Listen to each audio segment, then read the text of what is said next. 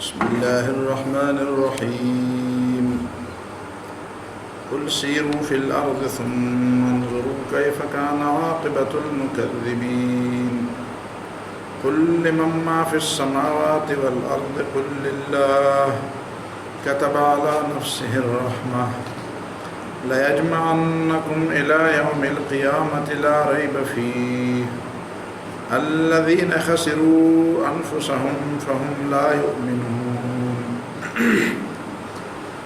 وله ما سكن في الليل والنهار وهو السميع العليم قل أغير الله أتخذ وليا فاطر السماوات والأرض وهو يطعم ولا يطعم قل إني أمرت أن أكون أول من أسلم ولا تكونن من المشركين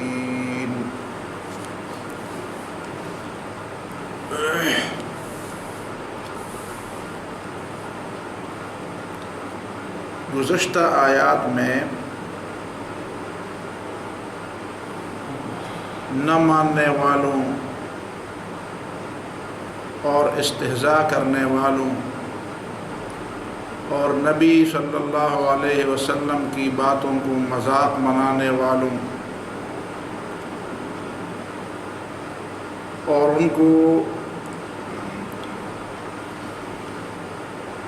انہوں نے جو نبی صلی اللہ علیہ وسلم کی دعوت کو رد کرنے کے لیے جو بہانے تراشے تھے ان کا ذکر تھا۔ ظاہر ہے کہ وہ نہ ماننے کے لیے بہانے تراشتے تھے، ورنہ ماننے کے لیے صرف نبی صلی اللہ علیہ وسلم کی زبان مبارک سے نبوت کا دعویٰ ہی کافی تھا۔ دور سے جو لوگ چند باتوں کے بارے میں نبی صلی اللہ علیہ وسلم کے بارے میں چند باتوں سے واقف ہوئے، انہوں نے تو نبی صلی اللہ علیہ وسلم کی سیرت اور کردار کو اس بات کی دلیل بنا دیا کہ یہ سچے نبی، جس طرح ہرقل نے اگرچہ اس لیے نہ مانا کہ ظاہر ہے کہ بادشاہی چھوڑنا اور اس طرح دنیا سے دستبردار ہونا آسان کام تو نہیں،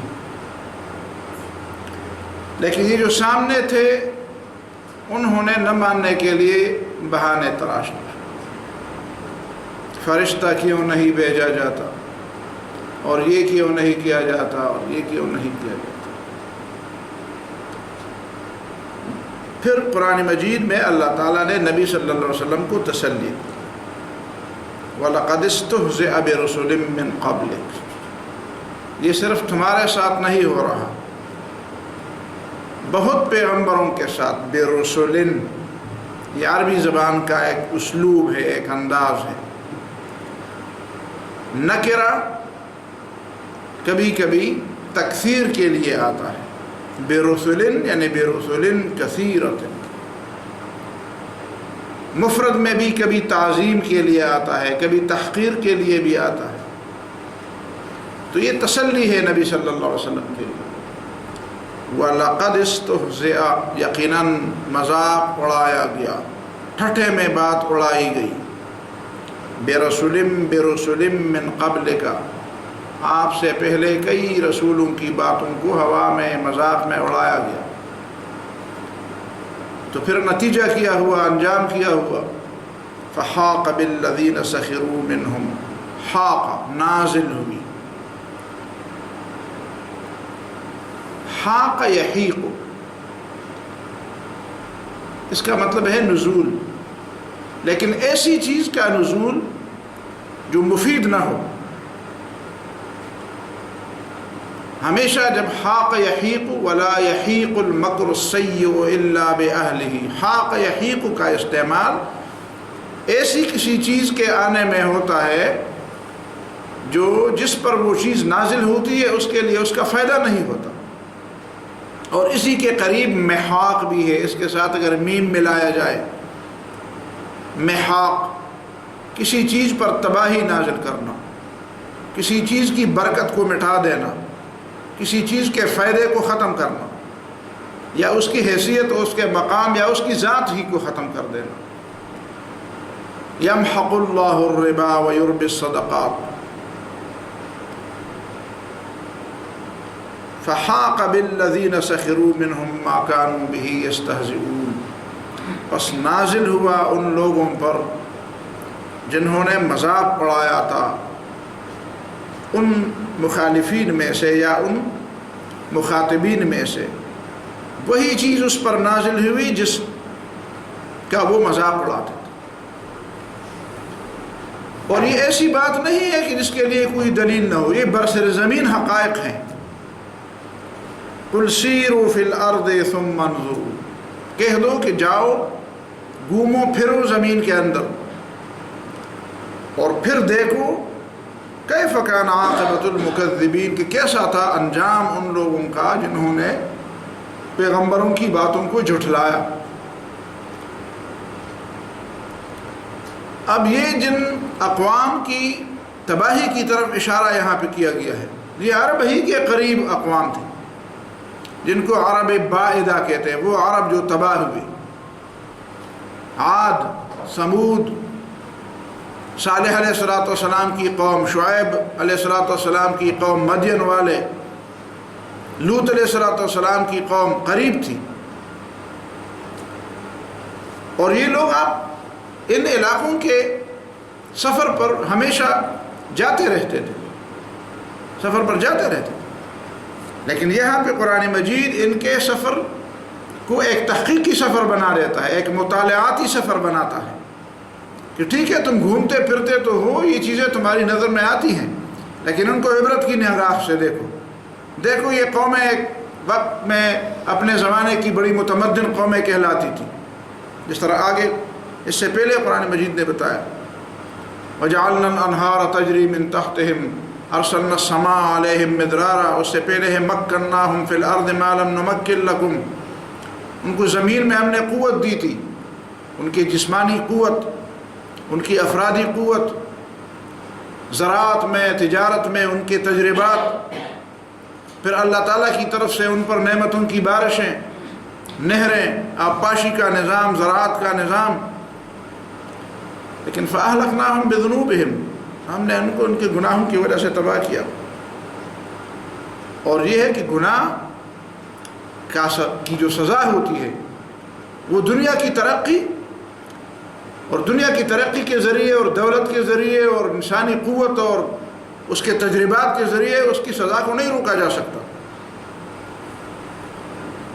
سیروا فی الارض ثم انظروا کیف کان عاقبۃ المکذبین، یہ وہ لوگ تھے جنہوں نے حق کو جھٹلایا،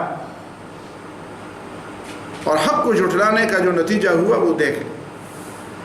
پھر اس کے بعد پھر ان کو متوجہ کیا جاتا ہے، سمجھایا جاتا ہے قل لمن ما فی السماوات والارض، ان سے پوچھو آسمانوں اور زمینوں میں جو کچھ ہے کس کی ملکیت ہے؟ ابھی تک کسی نے اس کی ملکیت کا دعویٰ کیا ہے؟ ایک شخص زیادہ سے زیادہ اپنے حدود میں ملکیت کا دعویٰ کرتا ہے، جہاں تک اس کے ہاتھ پاؤں پہنچ سکتے ہیں، جہاں تک وہ جا سکتے ہیں میری ملکیت ہے۔ تو کوئی ایسی جگہ پہ کسی کی ملکیت کا دعویٰ کسی نے کیا ہے جو اس سے دور ہو، ابھی تک وہ کبھی اس کے باپ دادا بھی کبھی گئے نہ ہوں؟ زمین کی پوری روئے زمین کی ملکیت کا دعویٰ ابھی تک کسی انسان نے نہیں کیا، پوری روئے زمین کی ملکیت کا دعویٰ، آسمان کو تو چھوڑیں۔ تو اب کتنی سادگی کی بات ہے کہ ایک رب ہے وہ کہتا ہے بار بار رب، کہ میں رب ہوں، میں نے پیدا کیا ان چیزوں کو، میں ان کا خالق ہوں، میں ان کا مالک ہوں، میرا حکم ان میں چلتا ہے۔ اور ہزاروں لاکھ سے زیادہ پیغمبروں کی زبان اس نے یہ دعویٰ دہرایا لوگوں کے سامنے، اور اس کے مقابلے میں کوئی نہیں کھڑا ہوا کہ نہیں آپ کی نہیں میری ہے۔ اللہ تعالیٰ کے اس دعوے کے مقابلے میں کوئی کھڑا نہیں ہوا، کوئی انسان، کوئی جن، کوئی فرشتہ، کوئی دوسری مخلوق، کسی جگہ سے آواز نہیں آئی۔ ظاہر ہے نا پوری دنیا میں ایک آواز پھیل رہی ہے، ہزاروں سالوں سے ایک آواز لگ رہی ہے کہ یہ ساری چیزیں اللہ تعالیٰ کی ہے، اور اللہ تعالیٰ کا دعویٰ میری ہے یہ ساری چیزیں۔ اور اس پورے ہزاروں سالوں پر محیط دنیا کی تاریخ میں کہیں کسی ایک جگہ سے بھی یہ آواز نہیں اٹھی کہ نہیں یہ تو میری ہے۔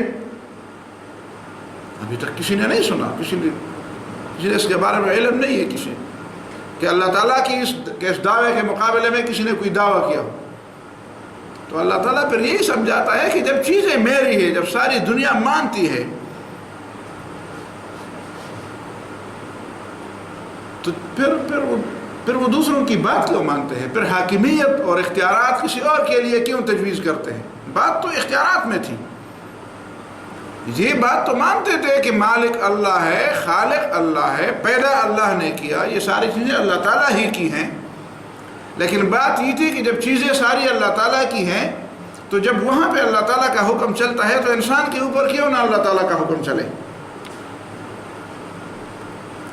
وَلَهُ كُلِّ مَنْ مَا فِي السَّمَاوَاتِ وَالْأَرْضِ، ان لوگوں سے پوچھو، یعنی مختلف پیرائے ہیں، کبھی کہ اپنی طرف سے کہتے ہیں کہ ہماری ہیں، کبھی ایک موقع ان لوگوں کو بھی، کبھی کبھی انسان اپنے مخاطبین کو اپنے ساتھ اس پورے کلام میں اور اس پوری بات میں شریک کرتے ہیں، یہ مخاطب کو متوجہ کرنے کے لیے اور اس کی توجہ کو زیادہ بہتر طور پر اس بات کی طرف مبذول کرنے کے لیے ایک طریقہ ہے کہ پوچھو لوگوں سے، تقریر کے دوران لوگوں سے پوچھا جاتا ہے، بات کے دوران لوگوں سے پوچھا جاتا ہے کہ کہاں متوجہ ہو، کس طرف دھیان کدھر ہے؟ قُلْ لِمَن مَّا فِي السَّمَاوَاتِ وَالْأَرْضِ، آسمانوں اور زمینوں میں جو کچھ ہے کس کی ہے؟ اب وہ لوگ خاموش ہو جاتے ہیں، یا تو اس لیے خاموش ہو جاتے ہیں کہ ان پر روب طاری ہوتا ہے، جھوٹ تو کہہ نہیں سکتے، جھوٹ کہیں گے تو سارے لوگ ہمارا مذاق اڑائیں گے، یہ تو خود نبی کا مذاق اڑاتے تھے، اب کہتے ہیں ہماری باری آ گئی، اب ہماری مذاق اڑائے، اگر ہم کہیں کہ ہماری ہے تو پھر کیا بنے گا؟ لوگ ہمارے مذاق ہمیں کیسے سمجھیں گے کہ ان کا دماغ درست ہے؟ اگر سچ بولتے ہیں تو پھر بات بھی ہماری اوپر ہمارے خلاف آ جائے گی، کہ ہمیں کہا جائے گا کہ جب ساری کائنات اللہ تعالیٰ کی ہے تو تم بھی اللہ تعالیٰ کی ہو، تو پھر بات کیوں نہیں مانتے؟ تو پھر کہتے ہیں خاموشی ہی میں خیر ہے، خاموشی ہی میں خیر ہے، اور یا ان پر روب طاری ہو جاتا ہے، روب، نبی کیا روب طاری ہو جاتا ہے۔ مومن داعی وہ ہوتا ہے جو نہ ماننے والوں کے اوسان خطا کر دے، یہ پیغمبرانہ اسلوب ہے، قرآن کا اپنا ایک اسلوب ہے، ایسے انداز سے دین کو اور اسلام کو اور اللہ کی بات کو پیش کیا جائے کہ جو نہ ماننے والے ہوں وہ اپنی خیر منائے، اپنی خیر اس میں دیکھے کہ بس خاموش رہو، خاموش رہو، بات کی تو اس کا مطلب یہ ہے کہ پاگل نظر آؤ گے لوگوں کے سامنے، کبھی ایسا بھی ہوتا، تو یہ اسلوب ہے، مختلف انداز ہے، کبھی تو لوگ بول بھی رہے ہیں اس لیے کہ ان کو مہلت دی جاتی ہے۔ آپ کہیں کہ ہمیشہ ایسا کیوں نہیں ہوتا؟ ہمیشہ اس لیے نہیں ہوتا کہ اگر وہ ہمیشہ مرعوب ہی رہے تو پھر وہ بہانہ کریں گے ہمیں تو سوچنے کا موقع ہی نہیں دیا گیا، ہمیں تو سوچنے کا موقع نہیں دیا گیا، ہمارے اوپر روب جمایا جاتا ہے، ہمیں تو بولنے ہی نہیں دیا جاتا، ہمیں سوچنے نہیں دیا جاتا۔ تو یہ کبھی پکڑنا کبھی چھوڑنا، کبھی پکڑنا کبھی چھوڑنا، کبھی ایک انداز سے سمجھانا کبھی جھنجھوڑنا، کبھی ان کے دماغ کبھی ان کے دل کو اپیل کرنا، دماغ کو اپیل کرنا، تو یہ مختلف طریقے ہیں، مختلف اسالیب ہے، یہ اسالیب دعوت ہے، دعوت کے طریقے ہیں۔ کل مما فی السماوات والارض، بس وہ لوگ خاموش ہو جاتے ہیں، تو پھر خود تم جواب دو، قل للہ، تم ہی کہہ دو اللہ ہی کے لیے ہے، اس لیے کہ وہ جواب نہیں دے سکتے۔ اور جب اس طرح کی بات ہے تو اس کا مطلب یہ ہے کہ مخاطبین پر یہ بات اتنی واضح ہو چکی ہے کہ وہ بات ہی نہیں کر سکتے، اس کا مطلب یہ ہے کہ وہ مانتے ہیں، تو مانتے ہیں تو پھر ایسے لوگوں کو تو پھر سزا ہونی چاہیے۔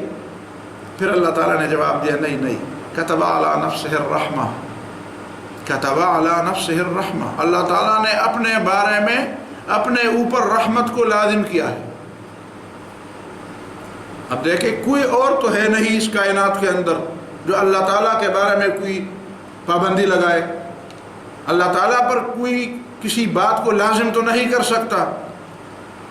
اب اللہ رب العالمین کی شان کریمی دیکھیے کہ اس نے خود اپنے اوپر رحمت کو لازم بھی فرمایا، اور ہم جیسے انسانوں کو کہ ہماری اس کائنات میں اللہ کے سامنے ہماری کیا حیثیت ہے، اور پھر ہمیں بتانے کے لیے وحی کے ذریعے اس بات کو بھی بھیجا کہ دیکھو میرے بندو، میں نے خود اپنے اوپر رحمت کو لازم کر دیا ہے،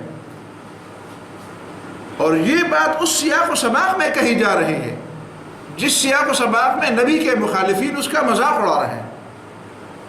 آپ حیران ہوں گے، ان تین باتوں کو آپ مد نظر رکھیں تو بات پوری طرح سمجھ میں آ جاتی ہے۔ مخاطبین اس وقت وہ لوگ ہیں جو نبی کا مذاق اڑا رہے ہیں، جو اللہ تعالیٰ کی بات کا مذاق اڑا رہے ہیں، پھر ان سے پوچھا جاتا ہے تو جواب بھی نہیں دیتے۔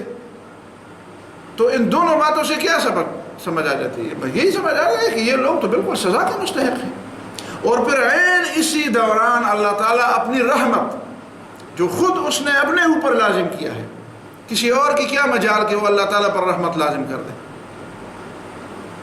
اور پھر اللہ تعالیٰ اسی رحمت کے لازم کرنے سے حکایت کرتے ہیں کہ دیکھو ایک وقت تھا جب اللہ تعالیٰ نے کائنات کو پیدا کیا، زمین و آسمان کو پیدا کیا، اس وقت سے اللہ تعالیٰ نے ایک خط لکھا ہے، اور عرش کے پاس اللہ تعالیٰ کے ہاں وہ کتاب اور وہ خط موجود ہے۔ حدیث میں ہے، بخاری کی حدیث میں ابو ہریرہ رضی اللہ تعالیٰ عنہ کی روایت ہے کہ قال رسول اللہ صلی اللہ علیہ وسلم، نبی صلی اللہ علیہ وسلم نے فرمایا، لما قضى اللہ الخلق، جب اللہ نے خلق کا فیصلہ کیا، مخلوق کو پیدا کرنے کا فیصلہ کیا کہ میں مخلوق کو پیدا کرتا ہوں، کائنات کو پیدا کر، زمین آسمان عرش کرسی مخلوق انسان جن فرشتے، ان کو پیدا کرنا چاہتا ہوں۔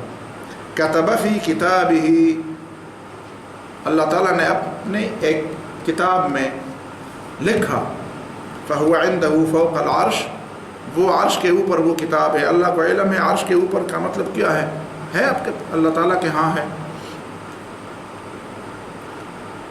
وہ بات کیا تھی کہ اللہ تعالیٰ نے اپنے بارے میں لکھ دی، ان رحمتی غلبت غضبی، ان رحمتی غلبت غضبی، میری رحمت میرے غضب پر سبقت لے گئی ہے، میری رحمت میرے غضب پر چھا گئی ہے، اور میری رحمت میرے غضب پر غالب ہو گئی ہے،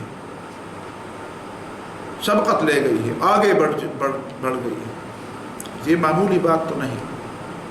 کتب علی نفسہ الرحمہ، اگر اللہ تعالیٰ اپنے نفس پر خود اپنے اوپر رحمت کو لازم نہ کرتا تو وہ کس کی ذات تھی، وہ کون تھے، یا کون سی بھیڑ بھاڑ، یا کون سا مجمع تھا، یا کون سے لوگ تھے، یا کون سی مخلوق تھی جو اللہ تعالیٰ سے یہ بات منواتے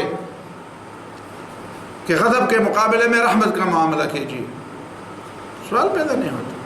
کتب علی نفسہ، اللہ تعالیٰ نے خود اپنے اوپر رحمت کو لگا۔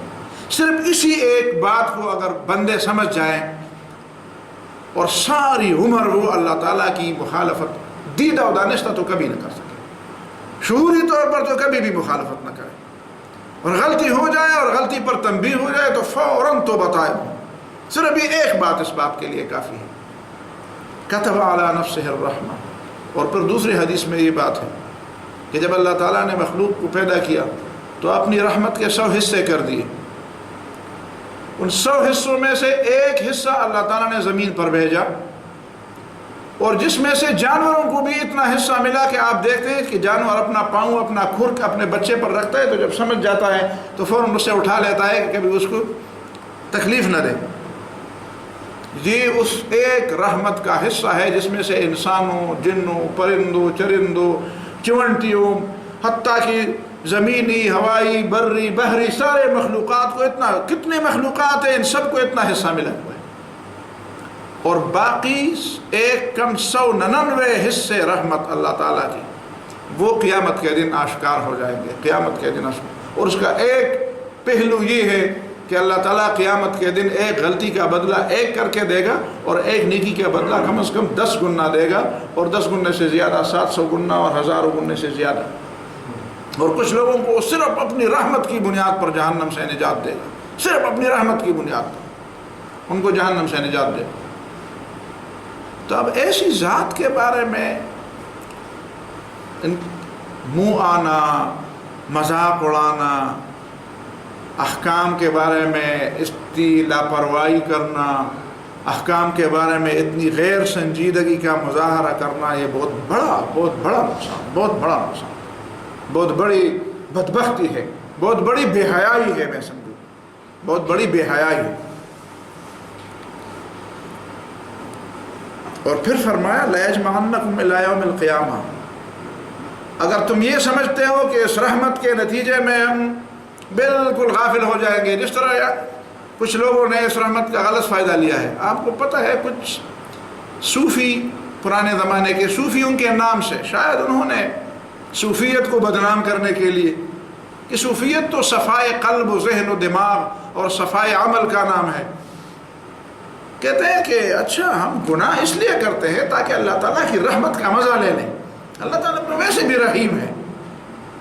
تو گویا کہ تمہارے دماغ میں یہ ہے کہ تم نے ابھی تک کوئی گناہ نہیں کیا ہے، ابھی کوئی معمولی گناہ ہے، کہ تم دیدہ و دانستہ گناہ اس لیے کرتے ہو کہ چلو اللہ تعالیٰ کی رحمت کا مزہ لے لے، کہ اللہ تعالیٰ تو چاہتا ہے کہ میری رحمت بہت بڑی ہے اور اس سے لوگوں کو فائدہ ملے، تو تاکہ میں گناہ کر لوں اور گناہ کے نتیجے میں اللہ تعالیٰ مجھے بخش دے اور میرے معاملے میں رحمت کا مظاہرہ فرمائے، تو اللہ تعالیٰ بھی اس سے خوش ہو جائے گا. یہ شیطان نے یہ سبق سکھایا ہے.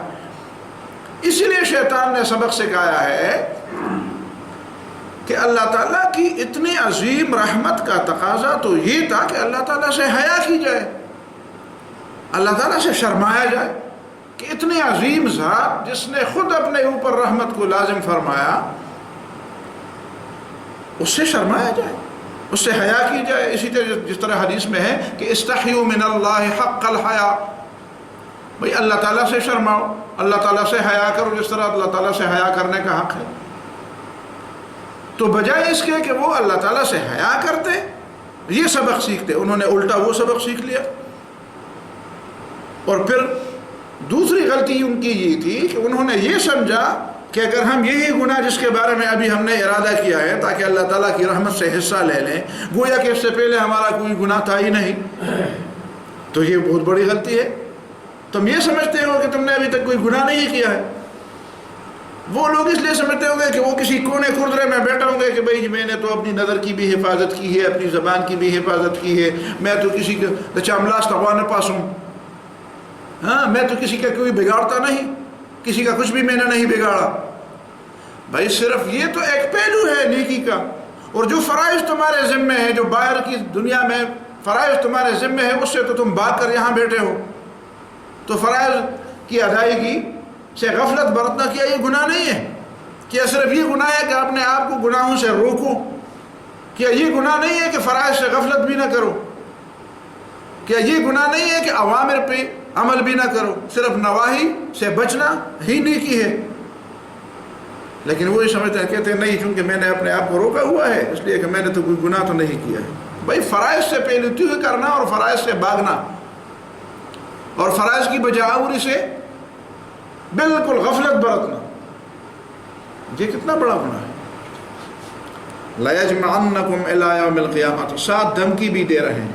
اور لام یہاں پہ ہے لام موطئہ للقسم، اللہ تعالیٰ اپنی ذات کی قسم کھا رہا ہے. لَيَجْمَعَنَّكُمْ، میری رحمت تو یقیناً میرے اوپر، میں نے اس کو اپنے اوپر لازم کیا ہے، لیکن تمہیں پتہ ہے کہ مجھے اپنی ذات کی قسم، لَيَجْمَعَنَّكُمْ إِلَىٰ يَوْمِ الْقِيَامَةِ، اللہ تعالیٰ تمہیں جمع کرے گا تم سب کو قیامت کے دن.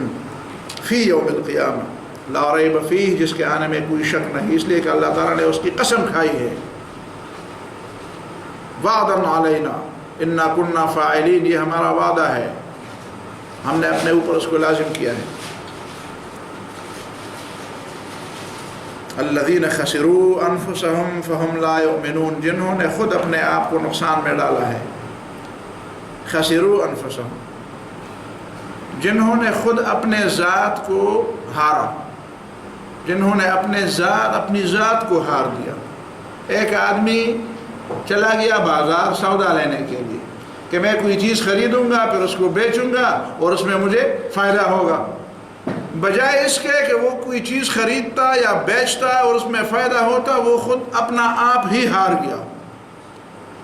جو خود اپنے آپ کو ہارے گا اس سے آپ کیا توقع رکھتے ہیں کہ وہ کسی معاہدے میں یا کسی بیع میں، کسی خرید و فروخت میں جیت جائے گا یا کوئی نفع کمائے گا؟ نفع تو وہ کمائے گا جو اپنی ذات کو تو ہارنے سے بچا سکے. الذین خسروا انفسهم، انہوں نے تو خود اپنا راس المال ہی نہیں. دیکھیں نا، دو باتیں ہیں. ایک شخص جس کے پاس کچھ 10-50 روپے تھے اور وہ کوئی چیز لینا چاہتا تھا، وہ روپے ہی اس نے ہار دیے، تو اس نے زیادہ سے زیادہ یہ ہے کہ گھر تو واپس آ جائے گا۔ ایک شخص وہاں بھی اپنا آپ ہی ہار بیٹھا، جس طرح جوئے میں لوگ کبھی کبھی اپنے آپ کو ہار بیٹھتے ہیں، تو جو اپنا سرمایہ ہار بیٹھا وہ کیسے ربا کمائے گا، وہ کیسے نفع کمائے گا؟ اور اس کے بعد ایک سوچ ہے، ایک مرتبہ ہے خسران اور تاوان کا، نقصان کا ایک سٹیج ہے، وہ کیا ہے کہ انسان خود اپنا آپ ہار جائے۔ تو جو لوگ ایمان نہیں لاتے انہوں نے اپنی ذات کو ہار دیا، انہوں نے ایک ایسا سودا کیا جس سودے کے نتیجے میں وہ اپنی ذات کو ہار۔ الذین خسروا انفسهم، جن لوگوں نے اپنی ذات کو ہارا، فہم لا یؤمنون، بس یہ بدبخت ہے، ایمان نہیں لاتے۔ ایمان لاتے ہیں، ایمان لانا تو فائدہ ہے، تو فائدہ تو اس کے پاس ہو جس کے پاس سرمایہ ہو، سرمایہ اس کے پاس ہو جس کے پاس سرمایہ چلانے کا اور سرمایہ لگانے کا اختیار بھی ہو، تو وہ تو اپنی ذات کو ہار بیٹھے ہیں۔ سرمایہ تو بات کی بات ہے اور اس میں نفع کمانا تو بات کی بات ہے۔ وَلَهُ مَا سَكَنَ فِي اللَّيْلِ وَالنَّهَارِ، پھر لوگ خاموش ہو گئے ہیں، سن رہے ہیں، اس لیے کہ جواب تو انہوں نے نہیں دیا، تو اب اللہ تعالیٰ اپنی طرف سے سمجھا رہا ہے کہ تم تو نہیں کہہ رہے ہو، تمہاری زبان تو نہیں چلتی، لیکن یاد رکھو وَلَهُ مَا سَكَنَ فِي اللَّيْلِ وَالنَّهَارِ، اللہ کی ملکیت ہے وہ چیزیں جو ٹھہرے ہوئے ہیں دن میں بھی اور رات میں بھی۔ فی اللیل والنہار، اس کا ایک معنی یہ بھی وَلَهُ مَا سَكَنَ وَتَحَرَّكَ فِي اللیل والنہار، لیل و نہار میں جو کچھ ہے اور جو ٹھہرا ہوا ہے جو کچھ اور جو حرکت والا ہے سب کچھ اللہ کا ہے۔ وَهُوَ السَّمِيعُ الْعَلِيمُ، اور اللہ تعالیٰ سب کچھ سننے والا بھی ہے اور سب کچھ جاننے والا بھی ہے۔ پہلی آیت میں بتایا لِمَن مَا فِي السَّمَاوَاتِ وَالْأَرْضِ، آسمانوں اور زمینوں میں ظرف مکان کے بارے میں، جتنے بھی ظرف مکان ہیں، جتنے بھی مکان اور ظروف ہیں، مکان کے اندر جو کچھ ہے، جو کچھ مکان، آسمان بھی مکان، زمین بھی مکان، یہ ظروف مکانیہ ہے۔ اور لہو ما سکن فی اللیل والنہار، یہ ظروف زمانی ہے، یعنی جس چیز کو بھی کسی مکان نے گھیرا ہوا ہے یا جس چیز کو بھی کسی زمانے نے گھیرا ہوا ہے وہ سب اللہ کا ہے۔ ظرف یا زمان ہوتا ہے یا مکان ہوتا ہے، اور اس میں جو کچھ ہے وہ اللہ کا ہے۔ تو اس کے بعد قل اغیر اللہ اتخذ ولیا، اب اس کے بعد تم ان سے پھر پوچھو، اغیر اللہ، لوگوں سے پوچھا جاتا ہے، پوچھنے کے انداز میں بات بتائی جا رہی ہے۔ قل، کہہ دو ان لوگوں کو، اغیر اللہ، اب اس کے بعد ان دلائل کے بعد اغیر اللہ اتخذ ولیا، اللہ کو چھوڑ کر میں کسی اور کو سرپرست بناؤں، اپنا ولی، اپنا سرپرست، اپنا کارساز، جس کے ہاتھ میں اپنے اختیارات دے دوں۔ ولی کا معنی کیا ہے؟ جو چھوٹے ہوتے ہیں اور جن کو سرپرست کی ضرورت ہوتی ہے تو باپ دادا کے ہاتھ میں ان کے اختیارات ہوتے ہیں۔ ولی وہی ہوتا ہے جس کے ہاتھ میں اختیار ہوتا ہے۔ تو کیا میں اپنا اختیار اللہ کو چھوڑ کر کسی اور کے ہاتھ میں دے دوں؟ اور وہ اللہ فاطر السماوات والارض، فاطر السماوات والارض، جس نے بے مثل پیدا کیا آسمانوں کو بھی اور زمین کو بھی۔ عبداللہ ابن عباس فرماتے ہیں میں فاطر کا معنی نہیں جانتا تھا، لیکن عرب ہوتے ہوئے، قریشی ہوتے ہوئے، ہاشمی ہوتے ہوئے کہتے ہیں مجھے فاطر کا لفظ، ٹھیک ہے میرا یہ تو جانتا تھا کہ اس کا معنی ہے پیدا کرنا، لیکن میں جانتا نہیں تھا کہ فاطر کا بنیادی جو مفہوم ہے وہ کیا ہے۔ کہتے ہیں ایک دفعہ ایسا ہوا کہ دو دیہاتی آئے، ایک کنویں میں ان کا جھگڑا تھا، ایک نے کہا میرا ہے، دوسرے نے کہا میرا ہے، تو ان میں سے ایک نے کہا انا فطرتھا، اس کنویں کو پہلے تو میں نے کھودا ہے۔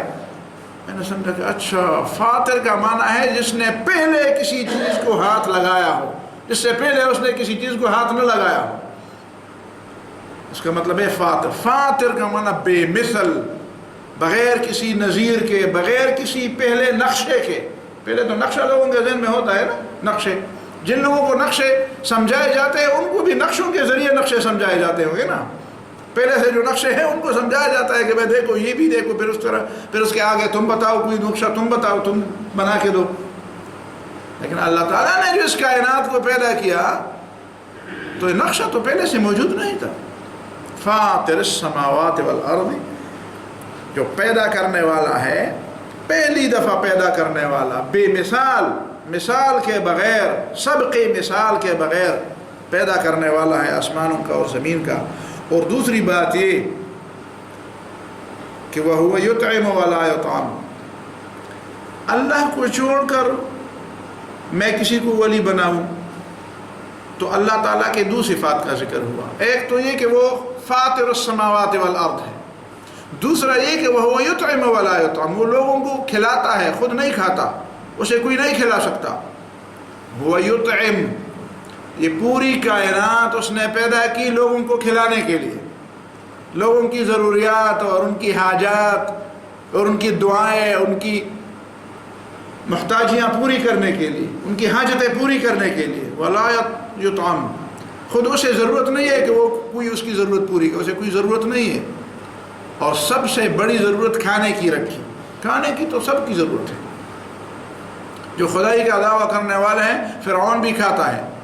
یطعم تو کھلاتا اللہ تعالیٰ ہے، تو اللہ تعالیٰ نے اس کے کھانے کا پورا بندوبست کیا. یہ صرف یہ کھانے کا بندوبست نہیں کہ کھانا پیدا کیا، وہ کھانا کس طرح منہ کے اندر جائے، منہ کے اندر پھر وہ کن کن مراحل سے گزرے اور پھر آخری مرحلہ کیا ہو، یہ ساری چیزوں کو نظر میں رکھیں اور پھر یہ بھی کریں کہ یہ خدائی کا دعوے دار ہے.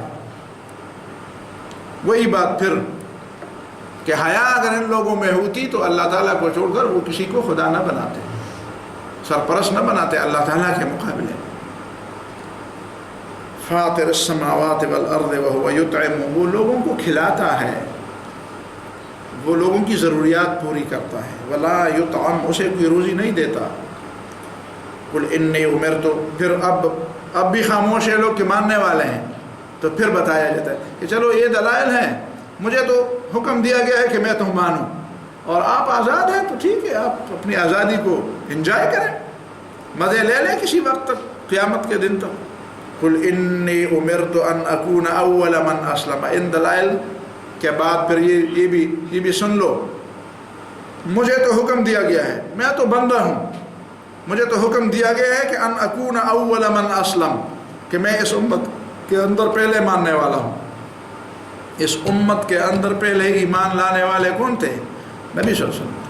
ان اکون اول من اسلم، کہ میں اول ان لوگوں میں سے ہوں جو اسلام لے آیا. ولا تکونن من المشرکین، اور مجھے کہا گیا ہے کہ بالکل تم تو مشرکوں میں سے بالکل نہ بنو، تم تو مشرکوں میں سے بالکل نہ بنو. یعنی اس کا مطلب یہ ہے کہ یہ صرف ایسی بات نہیں کہ میں تمہیں ہی دعوت دے رہا ہوں، میں خود بھی بندہ ہوں، میں خود بھی بندہ، جن چیزوں کی طرف میں تمہیں بلاتا ہوں سب سے پہلے میں ان چیزوں کو مانتا ہوں، جن چیزوں سے میں تم کو روکتا ہوں سب سے پہلے میں ان چیزوں سے رکنے والا ہوں. اس طرح باقی انبیاء نے بھی فرمایا وما اريد ان اخالفكم الى ما انهاكم عنه. شعیب علیہ السلام نے اپنی قوم سے فرمایا ایسا نہیں کہ میں جن چیزوں سے تمہیں روکتا ہوں تو اس لیے کہ تمہیں روکوں اور خود وہ کام کر لوں. ان اريد الا الاصلاح ما استطعت. قل انی اخاف ان عصیت ربی عذاب یوم عظیم. اور میں کیوں پہلا مسلمان ہوں، میں کیوں بات مانتا ہوں؟ اس لیے کہ میں ڈرتا ہوں. قل انی اخاف، میں ڈرتا ہوں، ان عصیت ربی، اگر میں اپنے رب کی نافرمانی کروں. کس چیز کے بارے میں ڈرتے ہوں؟ عذاب یوم عظیم، اس بہت بڑے دردناک اور خوفناک دن کے عذاب سے میں ڈرتا ہوں. اب نبی صلی اللہ علیہ وسلم بھی ڈرتے ہیں. ان کو کہا گیا کہ لوگوں کو بتاؤ کہ ایک تو مجھے حکم دیا گیا ہے اس لیے میں حکم مانتا ہوں، اور ایک مجھے منع کیا گیا ہے شرک سے اس لیے میں منع ہوتا ہوں، اور تیسری بات یہ ہے کہ میں اگر ان باتوں کو مانوں نہ تو خود مجھے خوف ہے. آپ کے دل میں خوف بٹھانا، صرف لوگ پیغمبر پر یہ اعتراض کرتے ہیں، میں نے خود اپنی کانوں سے سنا. ہم چھوٹے تھے اس وقت، نہیں جانتے تھے ان باتوں کو، لیکن لوگ کہتے. مجھ سے کسی نے پوچھا یار یہ تو بس ویسے، مجھے یاد ہے میں بالکل چھوٹا، تیسری چوتھی جماعت کا تھا، میں اپنے رشتہ داروں کے ہاں گیا ہوا تھا، تو وہاں پہ ایک صاحب تھے، بہرحال اس علاقے کا نام نہیں لینا چاہتے، کہتے ہیں محمد صلی اللہ علیہ وسلم تو ایک ہوشیار آدمی تھے، ہوشیار آدمی تھے، اور لوگوں کو جہنم سے ڈرایا، اور لوگ ایسے ڈرایا ان کو، سادہ لوگ تھے، بے تعلیم ان پڑھ لوگ تھے، ایسا ڈرایا ان کو، اور پھر ایسا ان کے دلوں میں خوف بٹھایا جہنم کا اور قیامت کا اور آخرت کا اور قبر کا، اور پھر ان کو جنت کے بارے میں ایسی خوشبوئیں اور ایسی چیزیں اور ایسے جنت اور ایسے باغ اور ایسے مزے کہ پھر وہ لوگ تو پاگل ہو گئے، وہ تو سر دینے کے لیے تیار ہو گئے. پھر وہ اس بات کو سوچتے نہیں تھے، بس وہی ان کے دماغ میں ایک یہ سب سے پہلے قرآن تو پڑھ لو تو اس کے بعد بات. صرف لوگوں کو ڈراتے تھے نبی صلی اللہ علیہ وسلم یا خود بھی ڈرتے تھے؟ قل انی اخاف، میں خود ڈرتا ہوں. صرف میں لوگوں کو جو ڈراتا ہے اور خود نہیں ڈرتا تو اس کے بارے میں تو یہ بات کہہ دو. لیکن نبی صلی اللہ علیہ وسلم تو خود فرماتے ہیں کہ انی اخاف ان عصیت ربی، میں خود ڈرتا ہوں. اور میں خود اللہ تعالیٰ کا شکریہ، وہی جب پاؤں پھول جاتے تھے اور گھر کے لوگوں نے ازراہ ترس، ازراہ محبت، ترس کھا کر کہ اللہ تعالیٰ نے تو آپ کے سارے معاف کر دیے، آپ کے پاس تو آپ اتنی تکلیف کیوں اٹھاتے ہیں؟ تو فرمایا افلا اکون عبدا شکورا، کیا میں شکر گزار بندہ نہ بنوں؟ جب اللہ تعالیٰ نے میرے ساتھ اتنا احسان کیا ہے تو مجھے پھر شکریہ ادا کرنا چاہیے. اور میں سب سے زیادہ ڈر رہا ہوں. اور حدیث میں آتی ہے، بخاری مسلم کی روایت ہے، رسول اللہ صلی اللہ علیہ وسلم نے اس طرح نماز کے فوراً بعد ایک دفعہ نبی صلی اللہ علیہ وسلم اپنے مقتدیوں کی طرف متوجہ ہوئے تو ایک طرف دیکھا تو چہرے پر ناگواری ظاہر ہوئی. فاشاح بوجهه واعرض، نبی صلی اللہ علیہ وسلم کے چہرے پر اس طرح آثار میں جس طرح کوئی ایسی چیز ہو جس کو دیکھا نہ جاتا ہو، جس کو دیکھنا مشکل ہو، جس کو دیکھنے سے آدمی پر کوئی رقت طاری ہوتی ہو، کوئی خوف طاری ہوتا ہو. وَأَعْرَضَ بِوَجْهِهِ، اور نبی صلی اللہ علیہ وسلم پھر دوسری طرف متوجہ ہوئے، پھر دیکھا. اور پھر تو صحابہ فرماتے ہیں گویا کہ ہم نے محسوس کیا کہ نبی صلی اللہ علیہ وسلم جہنم کو دیکھ رہے ہیں. ہم نے محسوس کیا جیسے رسول اللہ صلی اللہ علیہ وسلم جہنم کو دیکھ رہے ہیں. فرمایا اتقوا النار ولو بشق تمرۃ، جہنم کیا آگ سے اپنے آپ کو بچاؤ. اگر پورا کھجور نہ دے سکتے ہو تو آدھا کھجور ہی دے دو، کھجور کا ایک ٹکڑا ہی دے دو.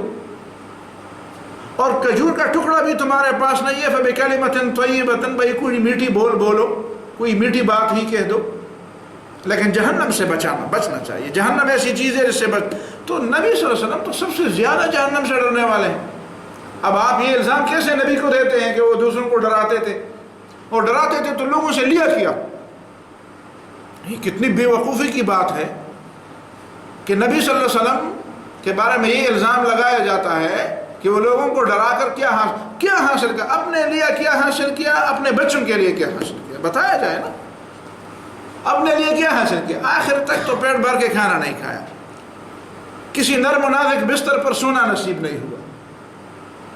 اور اپنے بچوں کے لیے حضرت فاطمہ ایک بچی تھی، اس کو میراث میں حصہ بھی نہیں ملا، میراث میں تو نہیں ملا. لا نورث ما ترکناہ صدقہ، بس پیغمبر کی میراث تقسیم نہیں ہوتی وہ ساری امت کے لیے. تو پھر یہ الزام لگانے والے حد درجہ بے حیا ہے، کر بے حیائی کی ساری حدود کو پلانگ چکے ہیں کہ جو پیغمبر پر الزام لگاتے ہیں کہ انہوں نے انسانوں کو آخرت کا خوف اور جہنم کا خوف دلا کر، بھائی خوف دلا کر تو کیا لیا لوگوں سے لیا لوگوں کو دیا تو بہت کچھ، اخلاق دیے، انسانیت دی، اتفاق و اتحاد دیا، انسانیت کا درس دیا، انسان بنائے، جنگلیوں سے اور جانوروں سے بڑھا کر اٹھا کر انسان بنا دیا. تو کیا لوگوں سے، اپنے لیے کیا لیا، اپنے بچوں کے لیے کیا لیا. تو یہ الزام کیوں لگا رہے گا؟ قل انی اخاف، میں ڈرتا ہوں، ان عصیت ربی، اگر میں اپنے رب کی نافرمانی کروں، عذاب یوم عظیم، اس بڑے دن کے عذاب سے. اور اس عذاب کی کیفیت یہ ہے کہ من یصرف عنہ فقد رحمہ، من یصرف عنہ، وہ شخص جس سے عذاب ٹالا گیا یا جس کو عذاب سے بچایا گیا. جنت کی نعمتیں تو بہت دور بعد کی بات ہے، صرف جہنم کے عذاب سے جو بچایا گیا، فقد رحمہ، پتہ چلا کہ اللہ تعالیٰ نے ہی اس پر مہربانی کی ہے. اس عذاب کو ٹالنے کا واسطہ، کوئی ذریعہ، کوئی سبب، کوئی طریقہ اللہ کے بغیر کسی کے پاس نہیں، کوئی اختیار اللہ کے بغیر کسی کے پاس نہیں. اسی لیے تو ہر پیغمبر نفسی نفسی کہیں گے، اور نبی صلی اللہ علیہ وسلم بھی سفارش کریں گے تو سجدے میں سر رکھ کر پھر اس وقت اٹھائیں گے جب اللہ تعالیٰ اجازت دیں گے. من ذا الذی یشفع عندہ الا بإذنہ، زیادہ سے زیادہ سفارش کی جاتی ہے، اور سفارش اللہ تعالیٰ کے اختیار کے بغیر اور اجازت کے بغیر نہیں کی جا سکتی۔ عذاب دینے کا اختیار اور عذاب سے بچانے کا اختیار صرف اللہ کا۔ یغفر لمن یشاء ویعذب من یشاء، یہ اللہ کی مرضی ہے، جس کو چاہے بخش دے، اور اللہ کی مرضی ہے اور اس کا منشا ہے جس کو چاہے سزا دے۔ من یصرف عنہ، صرف وہ جو جہنم سے بچایا گیا یا جس سے عذاب جہنم ہٹایا گیا، فقد رحمہ، یقیناً اللہ تعالیٰ نے اس پر مہربانی کی۔ اللہ تعالیٰ کی رحمت یہ ہے کہ جہنم سے آگ سے کوئی بچا۔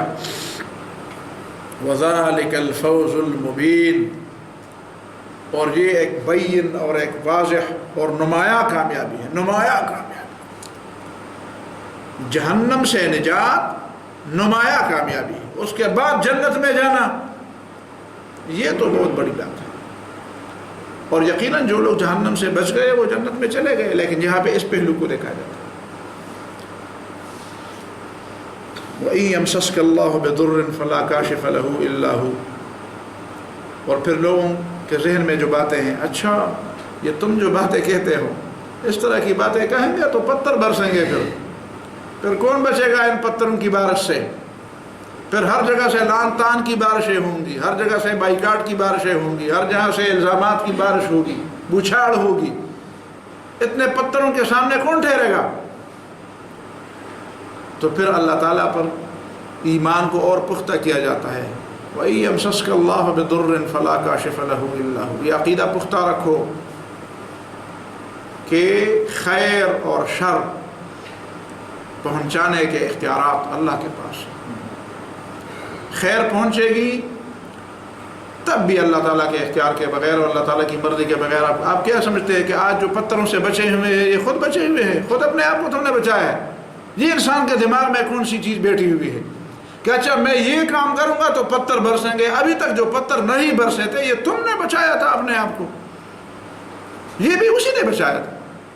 تو جس نے ابھی تک بچایا تھا اب تم اس کے بندے بن جاؤ گے، اس کے کام کے سپاہی بن جاؤ گے، تو اس کے بعد بھی بچانے والا وہی ہوگا۔ اور اگر پتھر برستے ہیں تو ضروری نہیں ہے کہ تمہارا اس کے سپاہی بن جاؤ تو پھر برسیں گے، اور سپاہی نہ بن جاؤ تو نہ برسیں گے۔ برسیں گے، تمہیں احساس ہوگا کہ نہیں ہوگا، کس قسم کے پتھر برسیں گے، کس قسم کی سزا ہوگی، کس قسم کا نقصان ہوگا، شاید تمہیں پتہ ہی نہ ہو۔ کبھی کبھی انسان کی ساری حیا ہی چلی جاتی ہے اور وہ سمجھتا ہے کہ میں بڑی چیز ہوں۔ وہ پر وہی بات ہے نا کہ آجا حلوہ خوردن مفتو، وہ جلوسی کودکان مفتو، ہاں وہ سواری خر مفت۔ کبھی انسان کی ساری حیا اور عزت چلی جاتی ہے لیکن اس کو پتہ نہیں ہوتا، کہتا ہے کہ میں تو بڑا عزت والا ہوں۔ اس کا یہ معنی تو نہیں ہے کہ اس کی عزت رہی ہے، اور وہ جانتا ہی نہیں ہے۔ وَإِن يَمْسَسْكَ اللَّهُ بِضُرٍّ، اور اگر اللہ تعالیٰ تمہیں پہنچائے کوئی تکلیف مالی، بدنی، جسمانی، جو بھی عزت کے حوالے سے، فَلَا كَاشِفَ لَهُ إِلَّا هُوَ، تو اس کو دور کرنے والا اللہ کے بغیر کوئی نہیں۔ کسی آستانے پر جھکنے، کسی بڑے سے بڑے آدمی کے سامنے جانے، کسی سے پناہ مانگنے اور کسی بت کو پوجنے سے تم نہیں بچ سکو گے۔ فَلَا كَاشِفَ لَهُ إِلَّا هُوَ وَإِن يَمْسَسْكَ بِخَيْرٍ، اور اگر اللہ تعالیٰ تمہیں پہنچانا چاہے کوئی فائدہ، کوئی منفعت، کوئی خیر، فَهُوَ عَلَى كُلِّ شَيْءٍ قَدِيرٌ، تو اللہ تعالیٰ ہر سب کچھ پر قادر ہے، جو کچھ کرنا چاہتا ہے کر سکتا ہے۔ خیر بھی پہنچا سکتا ہے، وہ خیر پہنچا سکتا ہے جو تمہارے خواب و خیال میں بھی نہیں ہے، اتنا فائدہ دے سکتا ہے، اتنی منفعت دے سکتا ہے، اتنی عزت دے سکتا ہے کہ تمہارے خواب و خیال میں بھی، تمہارے منصوبوں میں وہ چیز شامل ہی نہیں ہے۔ حضرت زید رضی اللہ تعالیٰ عنہ کے کس منصوبے میں شامل تھا کہ میرا نام قرآن میں آئے گا؟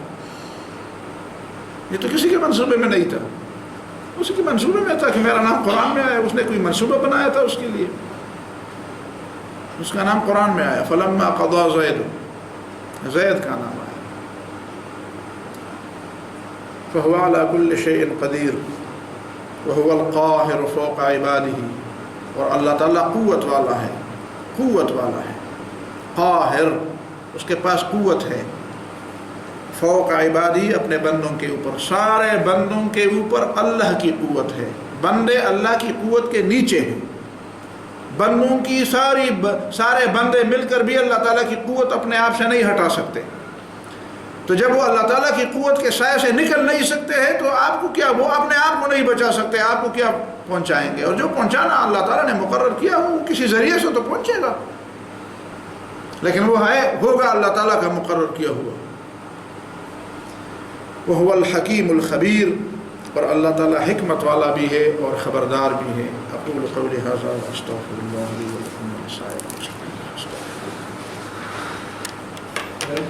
فاتر کے لفظ کا معنی آپ نے کیا، تو جتنے تخلیق کے لیے اور الفاظ قرآن میں آئے ہیں، السماوات والارض، بدیع السماوات والارض اور جدی، اور اسی طرح وہ جعلنا، ان سب میں وہی جو ہے مثالی پیدائش ہے، ان سب کی پہلے سے کوئی نقشہ وقشہ نہیں تھا، تو اس میں کوئی خاص جو ہے اصل میں بدیع اور خلق اور فطر کا تینوں کا آپ نے تذکرہ کیا، تو میں ان تینوں کے بارے میں بتاؤں۔ خلق کا معنی ہے عدم سے وجود دینا، نتھنگنس سے کسی کو وجود دینا، نیست سے ہست کرنا، بس اس میں یہی مفہوم ہے واضح۔ بدیع کا معنی ہے ایک عجیب قسم کی پیدائش، ہر پیدائش جو اللہ تعالیٰ نے کی ہے وہ دوسرے سے مختلف ہے اور عجیب ہے، اس کی کوئی مثال نہیں تھی۔ جنوں کو پیدا کیا اس سے پہلے اس کی مثال نہیں تھی، انسانوں کو پیدا کیا اس سے پہلے اس کی مثال نہیں تھی، آسمان زمین کو پیدا کیا اس کی مثال نہیں تھی۔ تو بدیع اس کا معنی۔ فطر کا معنی یہ ہے کہ ایسی چیز پیدا کی کہ جس کا نقشہ یا جس کا کوئی تصور پہلے سے موجود نہیں تھا، پہلے سے اس چیز کے بارے میں کسی کے ذہن میں یا کسی کے بارے میں یہ نہیں تھی کہ ایسی کوئی چیز بھی ہو سکتی ہو، تو اس میں یہ پہلو ہے۔ فطر کے معنی میں یہ پہلو ہے کہ سب سے پہلے اسی نے یہ کام کیا۔ بدیع کے معنی میں یہ پہلو ہے کہ جو کام بھی کیا وہ دوسرے کے مقابلے میں عجیب، ایک چیز سے دوسری اب انسانوں کو رہ کے میں جب بھی کہیں جاتا ہوں تو میرے ذہن میں ہوتا ہے کہ یہ پورے انسان کا چہرہ کتنا ہے، 1 فٹ سے کم ہے، لیکن اس 1 فٹ سے کم اور وہی آنکھیں، وہی بھوئیں، وہی ہونٹ، وہی سب کچھ وہی ناک کان وہی ہے۔ رنگ کتنے ہوں گے آپ کے پاس، پوری دنیا میں کتنے رنگ ہوں گے، لیکن ہر کا ناک نقشہ بالکل ناک نقشہ ایک سے جدا۔ کیا انسان کے لیے ممکن ہے؟ تو یہ ہے بدیع۔ بدیع کہ ہر انسان کا ناک نقشہ دوسرے سے عجیب و الگ ہے۔ پھر یہ ہے کہ ہر ایک کی زندگی کو گزارنے کا انداز، ہر ایک کی دنیا الگ ہے، لیکن پورے جتنے بھی انسان ہیں، اب یہ انسان کے بس کی بات نہیں ہے کہ وہ ہر ایک انسان کو دوسرے انسان سے الگ بتا دے، ورنہ فکر میں، پسند و ناپسند میں، اٹھنے بیٹھنے میں، عادات میں، کتنی چیزوں میں ہر انسان دوسرے انسان سے بالکل الگ ہے۔ تو یہ ہے بدیع۔ اور خلق کا معنی یہ ہے کہ نہیں تھے تو پیدا کیا۔ جی بارک اللہ فیک۔